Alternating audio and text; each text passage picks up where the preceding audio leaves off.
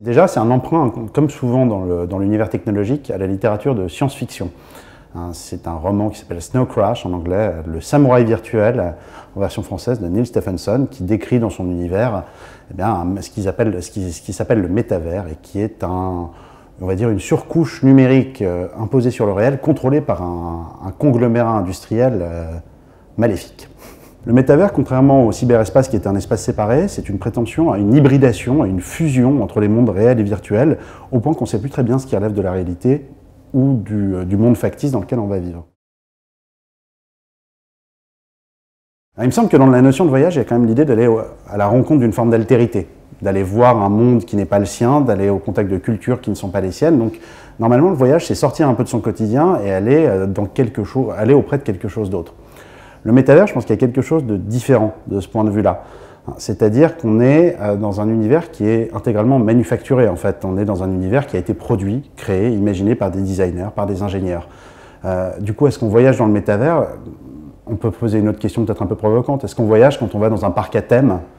Est-ce qu'on voyage quand on va à Disneyland, même en allant au Japon ou aux États-Unis? Pas vraiment, en fait. Vous êtes dans un univers qui a été pensé autour de vous pour déterminer un certain nombre de comportements, généralement de consommation, pour que vous maximisiez le nombre d'attractions et le nombre de produits dérivés que vous allez acheter.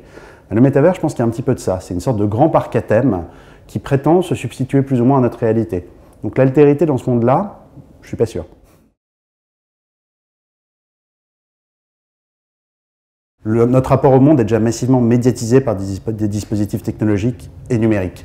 Et ça pose un certain nombre de problèmes. Il y a un philosophe qui s'appelle Matthew Crawford, qui est américain, qui a écrit notamment L'éloge du carburateur ou Contact, Comment retrouver le monde, qui a beaucoup écrit sur ce genre de sujet, qui nous dit que justement, entre nous et le monde aujourd'hui, en fait, il y a toutes ce qu'il appelle des couches de représentation qui ont été produites, créées par des designers, par des ingénieurs avec une certaine intention, qui en fait nous sont invisibles et pourtant déterminent massivement notre rapport au monde. Le métavers, en fait, ça nous emmène encore dans une autre dimension là-dessus. Ça nous emmène encore plus loin au sens où c'est notre rapport sensoriel au monde qui s'en trouve affecté. Le risque aujourd'hui avec le métavers, c'est que ce soit un territoire qui soit intégralement préempté par des acteurs type Meta, donc Facebook, et autres qui y voient exclusivement une forme de grand débouché de marché et qui va in fine en fait assujettir toutes les possibilités de création à des objectifs d'économie de l'attention qui sont liés à leur modèle économique. Donc le métavers, si on s'imagine qu'il peut y avoir une production indépendante du métavers, si on peut s'imaginer que ça ouvre de nouveaux débouchés pour la création, c'est important de voir que c'est un espace d'une certaine façon politique, sur lequel doit structurer un rapport de force pour en faire autre chose qu'une espèce de grand parc à thème généralisé.